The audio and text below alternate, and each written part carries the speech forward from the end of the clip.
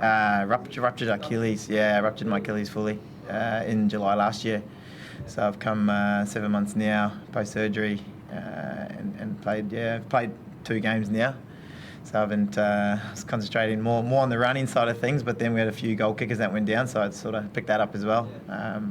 But yeah, no, it's been a good bloody journey, and Mick and the team down at Lennox have been helping me along the way and sort of guided me and given me all the tools I needed to make the comeback and to be healthy and ready to go. Yeah, well, I started running in January. And then I was, sort of just getting my fitness back up. Everything was off feet while the boys were on the field. I was on the assault bike and on the rower and everything else. But no, they looked after me and put a good program in, so I could come back, yeah.